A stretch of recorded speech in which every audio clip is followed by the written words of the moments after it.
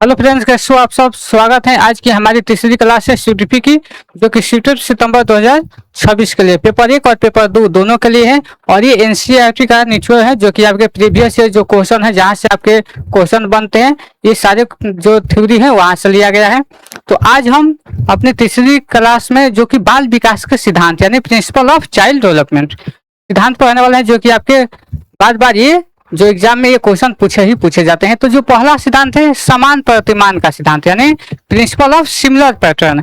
समान प्रतिमान का सिद्धांत क्या होता है? जो एक समान चलता है, यानी ये क्या होता है, ये इसके अनुसार जो प्रत्येक जो जाति होती है, जिसे अपनी जाति के अनुरूप यानी जो अपना जो सिमिलर यानी समान जो यानी सेम पैटर्न में ये एक साथ चलती है, तो यही कहलाता है समान प्रतिमान का सिद्धांत। जैसे आप देख सकते हैं कि जो मानव है, यानी जो मानव का जो जो बच्चा होता है तो वो मानव होता है, यानी तो यही है समान प्रतिमान का सिद्धांत यानी प्रिंसिपल ऑफ सिमिलर पैटर्न। जिस तरीके से एलिफेंट यानी कोई हाथी का है, यानी जो हाथी का जो बच्चा है, तो ये एक अपने समान यानी एक सिमिलर पैटर्न में ये चलती है।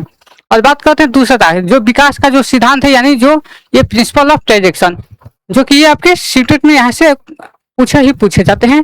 तो देखिए, जो दूसरा है विकास की दिशा का सिद्धांत, इसमें होता है कि विकास की दिशा सिर से पैर की तरफ होती है, यानी एक जो विकास की जो दिशा होती है वो सिर से पैर की तरफ होती है, और एक जो विकास की जो दिशा होती है वो केंद्र से परिधि की ओर यानी सेंटर टू पेराफेरी यानी केंद्र से बाहर भी कहा जाता है।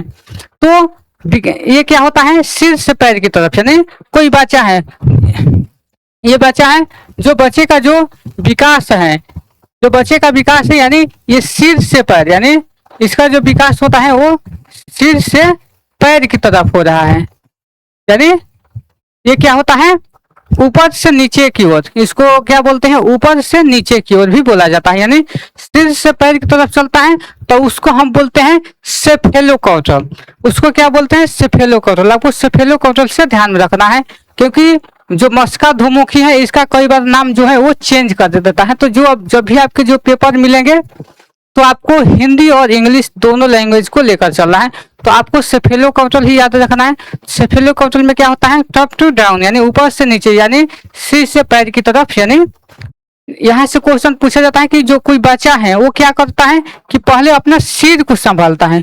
कोई बच्चा है वो पहले सिर को संभालना शुरू करता है और फिर अपने पैर की, यानी फिर क्या करता है? फिर पैर की को संभाल रहा है। तो यही है सेफेलोकॉर्टल। और जो दूसरा है, दूसरा तरफ ये है कि जो विकास होता है वो मध्य है, यानी ये जो सेंटर है, यानी जो बच्चे का जो सेंटर है, यानी यहाँ पे जो बच्चा है, यानी जो बच्चा का जो केंद्र है, यानी यहाँ से जो विकास है सेंटर टू पेराफेरी, यानी इसको बोलते हैं केंद्र से बाहर, यानी इसको बोलते हैं कि ये मध्य से शुरू होता है। यानी कहाँ से शुरू होता है? तो ये मेन सेंटर पॉइंट से शुरू होता है और सेंटर पॉइंट से ये विकास यानी बाहर जाता है, तो उसको हम बोलते हैं प्रोक्सिमल डिस्टल। उसको क्या बोलते हैं? Proximal distal. उसको क्या बोलते हैं? प्रोक्सिमल डिस्टल, जिसको हिंदी में इसको दूराभिमुख कहा जाता है, यानी दूरभिमुख कहा जाता है, और इंग्लिश में आपको प्रोक्सिमल डिस्टल। तो देखिए, अगर इससे जो क्वेश्चन है, इससे अगर ये पूछा जाएगा कि जो विकास है, यानी एक बच्चा का क्या करता है? एक बच्चा सबसे पहले अपने हृदय यानी अपने हृदय को संभालता है और फिर अपनी हथेलियों को संभालता है। तो यही है, माने मध्य से शुरू होकर ये बाहर की तरफ, यानी जिसे सेंटर टू पेराफेरी कहा जाता है, यानी केंद्र से बाहर, यानी केंद्र से परिधि की ओर। तो ये हो गया आपका प्रोक्सिमल डिस्टल। तो इस तरीके से आपके जो सीटेट का जो एग्जाम है उसमें क्वेश्चन यहीं से पूछे जाते हैं। तो आपको इस थ्योरी को अच्छे से समझ लेना है। फिर उसके बाद है निरंतरता का सिद्धांत। चलिए, निरंतरता का सिद्धांत क्या होता है? यानी प्रिंसिपल ऑफ कंटिन्यूटी। ये क्या होता है कि जो विकास होता है, यानी बच्चे का जो विकास है, कभी ना रुकने वाली प्रक्रिया है, यह जीवन पर्यंत चलने वाली प्रक्रिया है। ये क्या है? ये लाइफ लॉन्ग प्रोसेस है। क्या है? ये लाइफ लॉन्ग प्रोसेस, यानी जो विकास है वो जीवन भर चलता है, ये कभी रुकता ही नहीं है। जैसे जब बच्चा माँ के गर्भ में होता है, यानी जब जैसे ही बच्चा माँ के गर्भ में होता है, बच्चा का विकास शुरू हो जाता है, और कब तक चलता है? जब तक उनकी मृत्यु ना हो जाए, यानी तो इसको क्या बोलते हैं? इसको लाइफ लॉन्ग प्रोसेस बोलते हैं। इसको क्या बोलते हैं? बच्चा को जब माँ के गर्भ में रहता है तो बच्चे का जो विकास है वो शुरू हो जाता है और मृत्यु तक चलता है। तो इसको ही विकास का निरंतरता का सिद्धांत कहा गया है। तो ये लाइन है ये कई बार आपके स्क्रिप्ट में ये जो पेडागोजी है उसमें आ जाता है। तो आपको इस चीज को अच्छे से समझना है। उसके बाद है जो नेक्स्ट हमारा जो चौथा है कि सामान्य से विशिष्ट। ये क्या होता है? यानी जनरल टू स्पेसिफिक, यानी ये होता है सामान्य से विशिष्ट की ओर। इसमें क्या होता है कि जो विकास का जो दिशा है यानी ये क्या होता है हमेशा, यानी ये सामान्य से विशिष्ट की ओर चलता है। कैसे? कि जैसे ही बच्चा जब उठना सीखता है, उठेगा फिर बैठेगा फिर चलेगा और फिर दौड़ेगा, इसी को सामान्य से विशिष्ट कहा जाता है। ये नहीं कि बच्चा जैसे ही जन्म लेता है, यानी जब बच्चा माँ के गर्भ में होता है तो जब बच्चा जन्म लेता है तो पहले दौड़ना नहीं सीखता, यानी पहले क्या वो दौड़ना नहीं सीखेगा, एक वे में चलेगा कि पहले बच्चा उठेगा फिर बैठना सीखेगा फिर चलना सीखेगा और फिर दौड़ना सीखेगा। यानी ये जो बच्चा है ये 3-4 स्टेप में तो ये एक स्टेप है। तो इसी को ये कहा गया है कि पहले सामान्य, यानी पहले जो छोटी चीजों को, यानी पहले इजी चीजें को वो सीखेगा और बाद में वो जो स्पेसिफिक चीजें हैं वो उसको सीखेगा। उसके बाद है 5वां जो है पूर्वानुमान का सिद्धांत। तो आपको इसके साथ साथ इस थ्योरी को भी क्लियर करते चलना है। और ये पूर्वानुमान का सिद्धांत है, ये पूछा भी जाएगा आपसे। तो पूर्वानुमान का सिद्धांत क्या होता है? तो ये पहले अनुमान लगाया जाता है कि कुछ हद तक, ये नहीं कि आप इसको एग्जैक्ट जो है इसका आप लगा सकते हैं। यानी जो विकास है, जैसे आपकी क्लास में अगर कोई बच्चा आता है, जैसे किसी बच्चे की जो ड्राइंग है वो अच्छा है तो आप उसमें ये लगाते हैं कि हो सकता है कि ये जो बच्चा है ये आगे चलकर कोई जो ये चित्रकार ये मत बनेगा, इसकी ड्राइंग अच्छा है या इसका मैथ अच्छा है तो ये बच्चा आगे चल के ये मैथ में बहुत कुछ अच्छा कर पाएगा। तो देखिए ये जरूरी नहीं है और ये हो भी सकता है, तो उसको हम पूर्वानुमान का सिद्धांत कहते हैं। यानी ये पहले से, यानी एक अनुमान होता है जिसमें कि हम पहले ही अनुमान लगा सकते हैं कि विकास किस दिशा में ज्यादा होगी। बच्चे का मैथ में रुचि है, साइंस में रुचि है या इलेक्ट्रॉनिक चीज में रुचि है या बच्चे का बुक में है या उसका गाने में अच्छा है। नहीं कहते हैं कि बच्चा बहुत अच्छा गाना गा रहा है तो हम उसको उस फील्ड में हम उसको वो चीजें देते हैं, ये हो सकता है कि अच्छा कर पाए। उसके बाद है जो नेक्स्ट है, यानी जो हमारा 6वां है एकीकरण का सिद्धांत। एकीकरण का सिद्धांत क्या होता है? तो बच्चे में एकीकरण का गुण पाया जाता है कि जब हम किसी एक काम को करने के लिए अपने पैरों को एक साथ मिलाकर काम करते हैं, यही एकीकरण का सिद्धांत कहता है। यानी क्या होता है जब हम अपने एक साथ, यानी हम अपना एक समूह में जब काम करना सीख जाते हैं, वही है हमारा एकीकरण का सिद्धांत। उसके बाद है व्यक्तिगत भिन्नता का सिद्धांत। तो यानी जो प्रिंसिपल ऑफ इंडिविजुअल्स डिफरेंसेस। तो देखिए जो एकीकरण का जो सिद्धांत है, यानी जो बच्चे का जो विकास होता है उसके व्यक्तिगत भिन्नता के अनुसार चलता है। कोई बच्चा शेप में, साइज में, कलर में या इकोनॉमिकल चीजें जो है वो अलग अलग है और प्रत्येक बच्चा अलग ही है, कोई शेप में है, कोई साइज में, कोई मतलब कि। तो देखिए जो बच्चे का जो विकास होता है वो व्यक्तिगत भिन्नता यानी इंडिविजुअल्स डिफरेंसेस के अनुसार चलता है। और यही जो है कि आपके यानी ये जो क्लास है उसके क्लास को महत्वपूर्ण और एक अच्छा बनाती है कि बच्चा क्या है एक दूसरे से अलग है, नहीं तो फिर क्या हो जाएगा सब एक रोबोटिक हो जाएंगे। जो बच्चा ये सीख रहा है वो बच्चा वो भी सीख रहा है, यानी आप बच्चों को अलग अलग वे में सीखते हैं। कोई बच्चा गाने में रुचि ले रहा है, कोई पढ़ने में रुचि ले रहा है, कोई खेलने में। तो यही है व्यक्तिगत भिन्नता का सिद्धांत। जैसे इसमें हम बात करते हैं कि देखिए किसी में विकास जो होते हैं तो कब होती है और किसी में धीमा, लेकिन विकास कभी रुकता नहीं है। ये नहीं कि बच्चे की जो हाइट है, यानी यहाँ पे कोई बच्चा है जिसकी मान लीजिए कि हाइट उसकी रुक गई है, तो देखिए उसकी अगर हाइट रुक गई यानी उसकी जो वृद्धि है, यानी उसकी वृद्धि यानी जो उसकी ग्रोथ है वो रुक जाती है, लेकिन उसका जो विकास है वो कभी नहीं रुकता है। या तो तेज होगा या तो कम होगा, लेकिन चलते ही रहेगा। तो देखिए जो बच्चे का जो व्यक्तिगत जो भिन्नता है यानी जो इंडिविजुअल्स जो डिफरेंसेस हैं वो कहाँ से मिलता है, तो उसके हेरिडिटी यानी उसके माता पिता, यानी उसके जो माता पिता का जो जीन है यानी उसके जीन से, यानी माता हो पिता हो, यानी वो अपने पूर्वजों से, यानी उससे, और क्या होता है एनवायरमेंट, कि आपका माहौल कैसा है, यानी आपका जो पर्यावरण है वो आपका पर्यावरण कैसा है,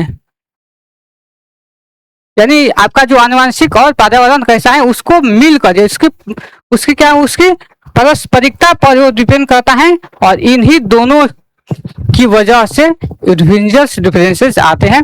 जैसे बच्चे का जो हेरिडिटी, यानी उसके माता पिता से उसको हेरिडिटी कैसा मिला है और उसका एनवायरनमेंट कैसे मिला है, और इसका ये गुणनफल में होता है, ये प्लस में नहीं, ये नहीं कि 50% 50% नहीं। एक सीटेट में क्वेश्चन आता है कि हेरिडिटी 50% और एनवायरनमेंट 50% मिलकर क्या होता है, जो इंडिविजुअल्स डिफरेंसेस, यानी जो विकास होता है, यानी जो डेवलपमेंट होता है, तो 50% 50 नहीं होता है, किसी में कम किसी में जाता है। मान के चलिए कि अगर किसी के माता पिता, यहाँ पे आप थोड़ा सा समझिएगा कि किसी के जो माता पिता हैं, मान लीजिए किसी के माता पिता हैं और इनके जो बच्चे हैं, इनके बच्चे और ये जो माता पिता हैं, ये दोनों ही बहुत तेज है। दोनों की जो आईक्यू है, यानी जो बुद्धि है, वो क्या है 140 प्लस है, यानी वो क्या है, वो प्रतिभाशाली बच्चे हैं। वो मतलब अपने समय में, यानी वो अपने समय में वो प्रतिभाशाली रहे हो। और जब उनके बच्चे होते हैं तो ये जरूरी नहीं कि उनकी भी बुद्धि लब्धि उतना ही होगी। तो देखिए ये हेरिडिटी से भी है। अगर मान लीजिए कि ये नहीं कि जितना वो उसमें उनके माता पिता में है सीधे बच्चे में उतना ही आ जाएगा।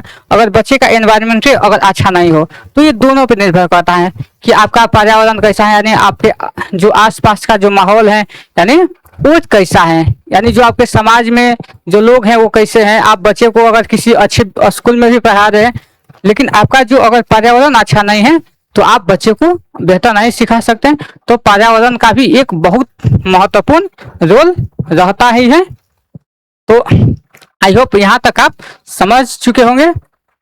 उसके बाद है नेक्स्ट, वर्तुलाकार बनाम रेखीय प्रगति का सिद्धांत। ये क्या होता है, यानी principle of spiral versus linear advancement. इसमें होता है कि विकास कभी रेखीय नहीं होता है। विकास क्या होता है, कभी भी रेखीय नहीं होता है, यानी क्या होता है कि ये कभी सीधी रेखा में नहीं चलता है। यानी देखिए जैसे कोई बच्चा है, अगर कोई बच्चा जैसे ही माँ के गर्भ से जब बच्चा जन्म लेता है तो देखिए विकास कभी मतलब तेज हुआ, फिर कभी रुकेगा, कभी कम होगा, फिर कभी तेज होगा, फिर कभी कम होगा, फिर कभी तेज होगा, ठीक ना। इस तरीके से विकास के जो दिशा है वो चलता है। इसी को बोला गया है वर्तुलाकार बनाम रेखीय प्रगति का सिद्धांत, कि ये रुकता नहीं है। ये कभी धीमा होगा तो कभी तेज होगा, लेकिन ये नहीं कि विकास कभी भी रुकता है।